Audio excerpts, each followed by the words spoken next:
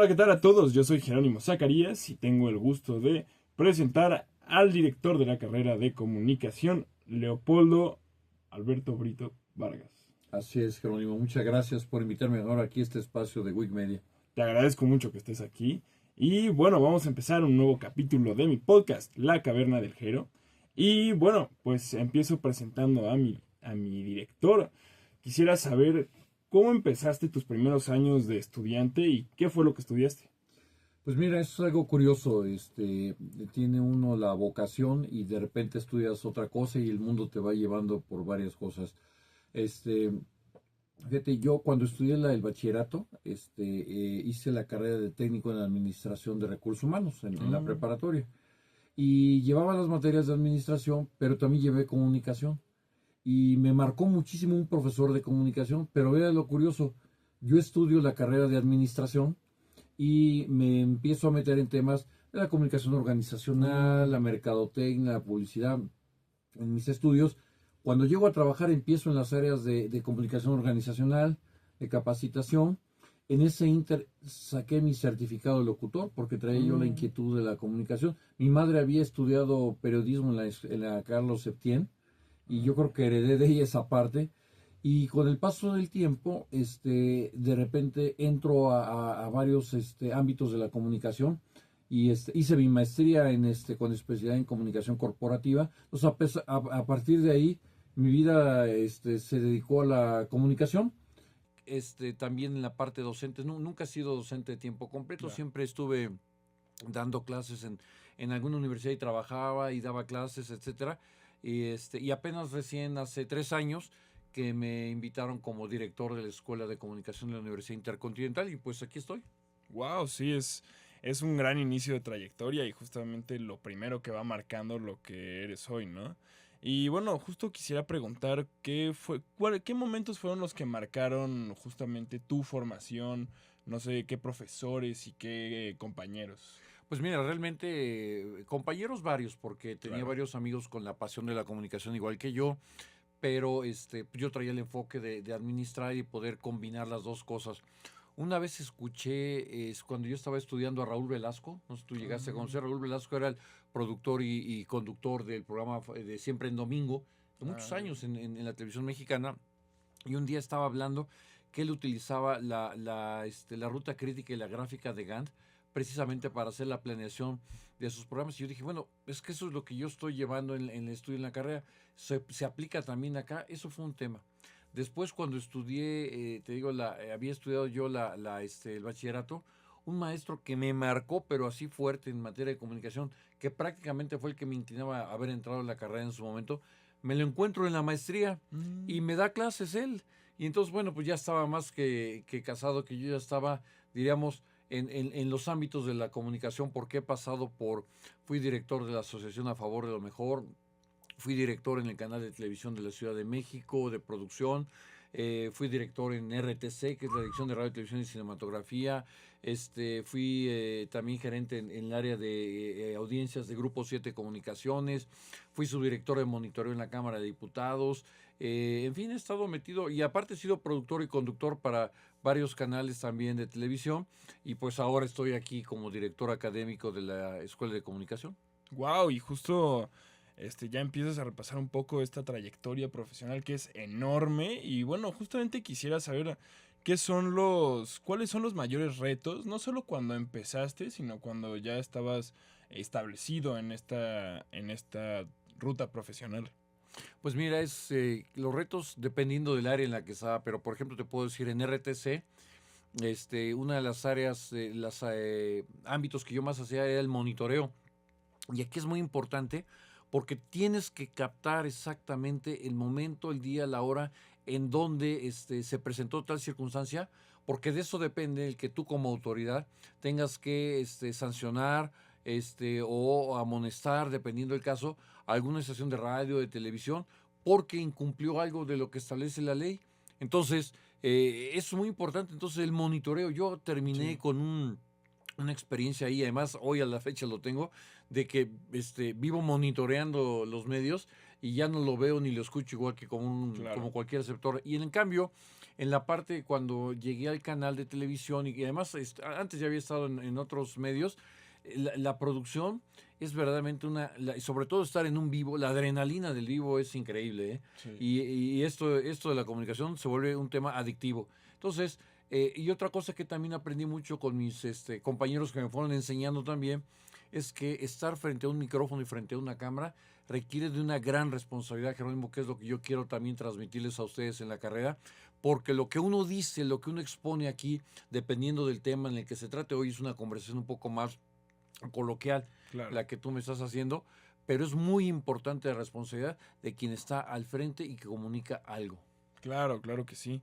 Y bueno, justamente estas responsabilidades han ido cambiando y bueno, esta visión de los medios y los mensajes también cambia y bueno, justamente en relación a eso, me gustaría preguntar cuáles son los mayores cambios que has visto, no solo en el ámbito laboral de la comunicación, sino justamente en los medios y en sus mensajes.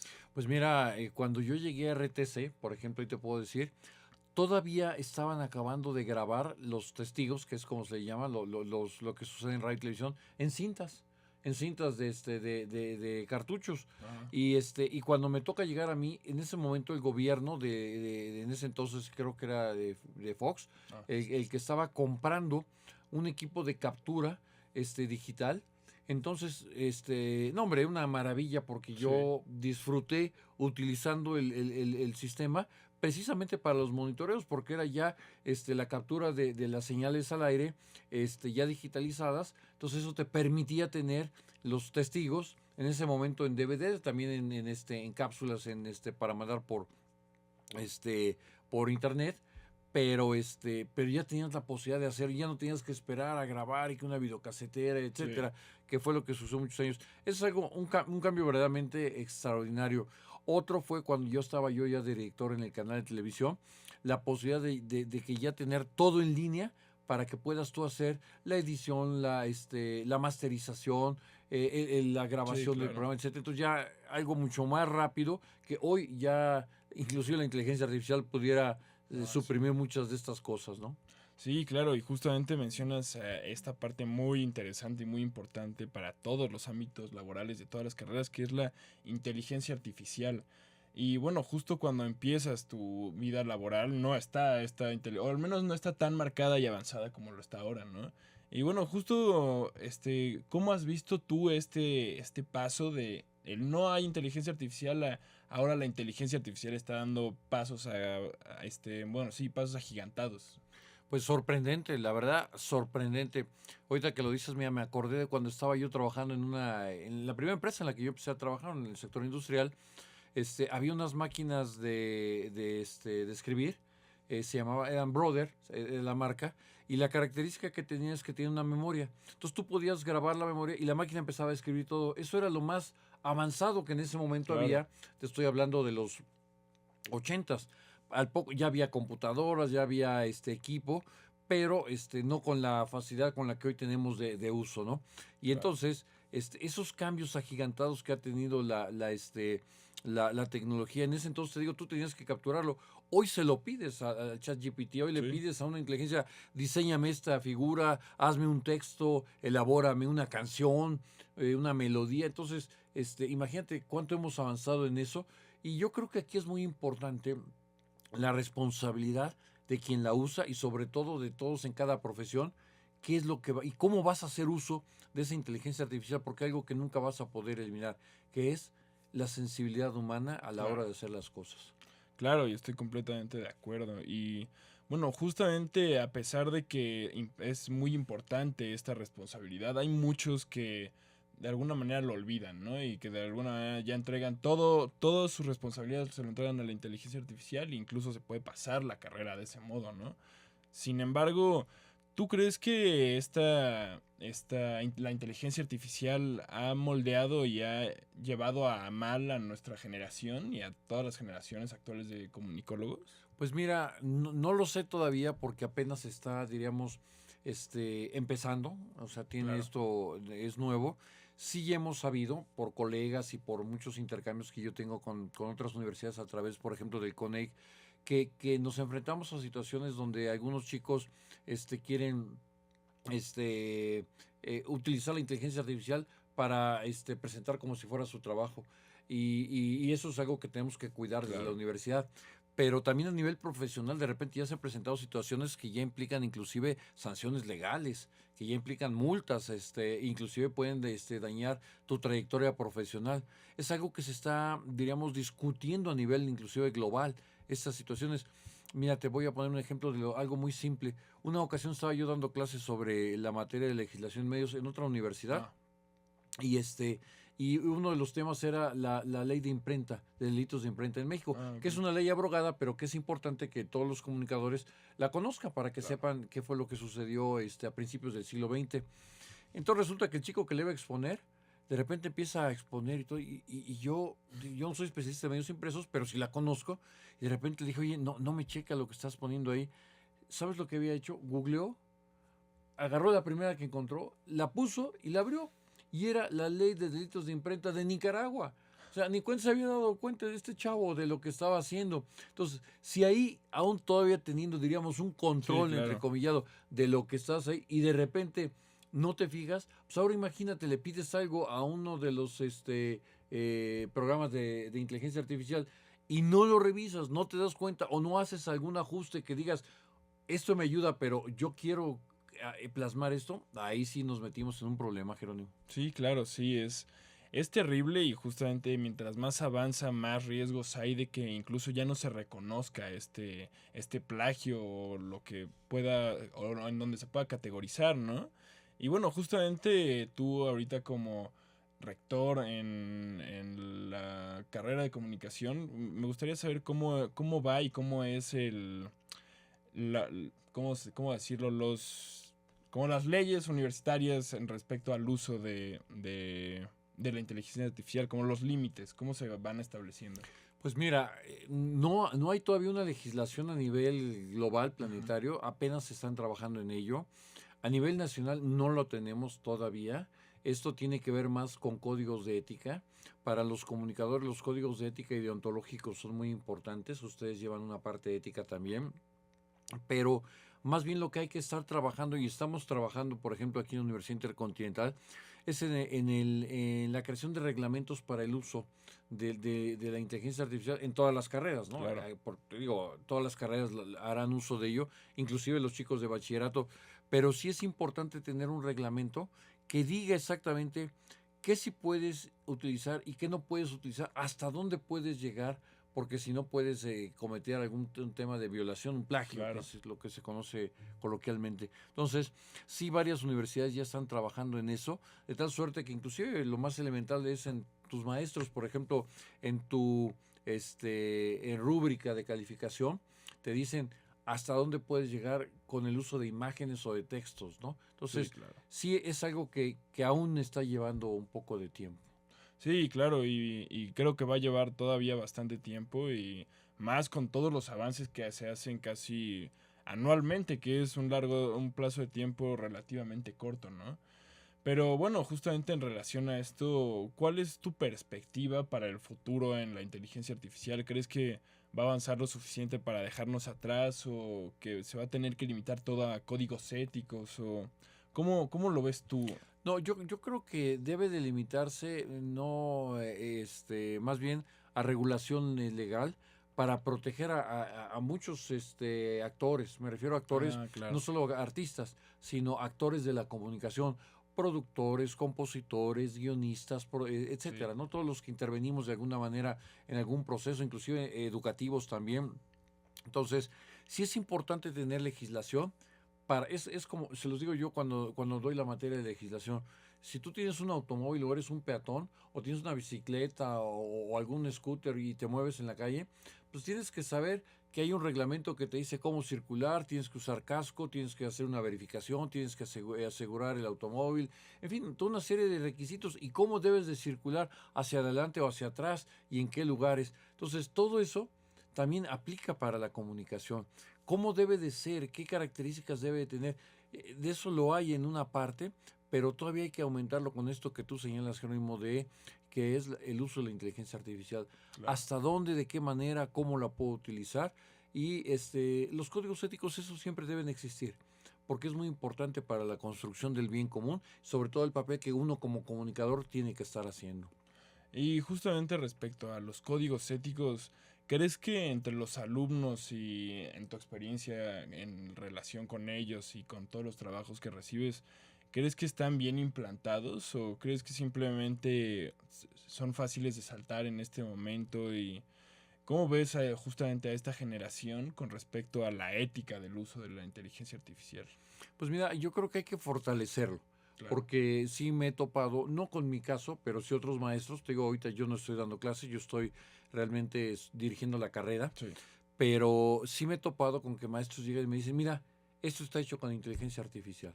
Una animación, un texto, un trabajo de investigación que incluye fotografías, texto, audio inclusive. Ya claro. escuché un audio de unos compañeros tuyos hecho con inteligencia artificial, un spot muy bien hecho, lo dirigieron bien para hacerlo. Entonces, todo ese tipo de cosas es que no hay que prohibirlas, al contrario, hay que encauzarlas.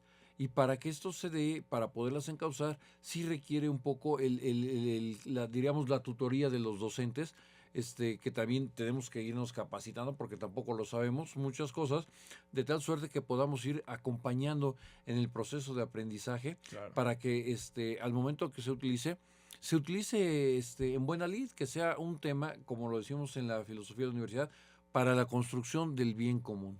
Claro, sí, creo que es muy importante esto que dices y bueno, justamente en relación a esto me gustaría saber cuáles son los mayores retos de justamente este acompañamiento, no solo de los alumnos, sino también, y supongo que de los profesores, ¿no? ¿Cómo es la experiencia? ¿Cuáles son los principales retos? Pues mira, el reto más importante que hay aquí es asegurar que tú como estudiante sepas dirigir a la inteligencia artificial y no que la inteligencia te diga lo que tienes que hacer. Claro, Entonces, si tú, que esto es muy importante, eres el dueño de la tecnología, eres el dueño de toda esta parte del sistema, entonces tú vas a poder decir, ¿qué quiero? No que la inteligencia me diga lo que yo no quiero o lo que me va a conducir. Al claro, contrario, yo soy el que conduzco, yo soy el que digo y yo lo que quiero es hacer esto. Ayúdame a sacar esto y entonces a mí me está sirviendo muchísimo como parámetros para algunas cosas. Te digo, yo me he dedicado muchos años también al análisis de medios de comunicación. Entonces, de repente sí me pongo a escribir y con alguno de los programas de inteligencia artificial con los que trabajo, pregunto cosas y hay cosas que digo, me suenan lógicas y me sirven. Otras que digo, definitivamente está sí, perdida. O tiene una inclinación inclusive, porque, ojo, también que hay que tener en cuenta, esto depende de los programadores. Entonces, el que programó tiene su inclinación para este tipo de cosas, ¿no? claro, sí, sí, toda una onda y justamente va a ser difícil y bueno, sin embargo creo que vamos a poder ir a través de esto como todo. Pero bueno, por desgracia se nos está acabando el tiempo y justamente me gustaría que nos dejes un mensaje a mí y a la audiencia al respecto de un mensaje, más que un mensaje, un consejo para el futuro, en especial a mi generación que ya estamos saliendo de la universidad. Pues mira, a esta generación que ya se va y que me da mucho gusto haberlos tratado y conocido porque los veo prácticamente desde que ustedes llegaron aquí a la WIC, me da mucho gusto ver cómo han crecido cada uno en sus distintos ámbitos y sus talentos que tienen. Me siento muy contento de estar aquí a tu lado, que tú me estés entrevistando. O sea, es algo muy interesante. Es algo que habla mucho en el caso tuyo, de tu trabajo. Y así como el tuyo, tus demás compañeros con los que he tenido la oportunidad de hacer varias cosas. Sí, claro. Las transmisiones que hemos hecho en Basílica, las visitas a ruedas de prensa, etcétera. Me da mucho gusto poder ver que han crecido muchísimo, que se han preparado y que han madurado. Y en ese sentido yo lo que les diría es, apéguense mucho a la filosofía que esta universidad les dio. Eso es muy importante porque eso los va a distinguir. Esta universidad ha dejado una huella muy profunda a lo largo de 50 años que estamos cumpliendo este año, Jerónimo, que es cuando ustedes van saliendo, de profesionistas en la comunicación en lugares muy importantes de la comunicación nacional e internacional. Claro. Ustedes tienen la responsabilidad de seguir sus pasos, pero crear su propio camino de tal suerte que tú seas un nuevo comunicador en un nuevo, diríamos, ecosistema digital. Claro. Entonces, yo quiero ver ahora a un Jerónimo que digas, ay, órale, está creando contenidos, produciendo ahí en este ámbito. Eso me va a dar mucho gusto tuyo y de todos tus compañeros de generación, Jerónimo. Se lo agradezco mucho, profesor. Ha sido una entrevista muy interesante y un gran consejo. Y en verdad le agradezco mucho que esté usted aquí. Y en verdad me alegra mucho también a mí poder tener la oportunidad de entrevistarlo. Pero bueno, se nos acaba el tiempo y me da mucho gusto despedir al profesor Leopoldo otra vez. Y bueno, eso es todo, profesor. Se lo agradezco mucho. Al contrario, se nos acaba el tiempo de este espacio, pero no para seguir platicando el resto de nuestras Así vidas. es. Gracias a ti, Jerónimo, y un saludo a todo tu auditorio.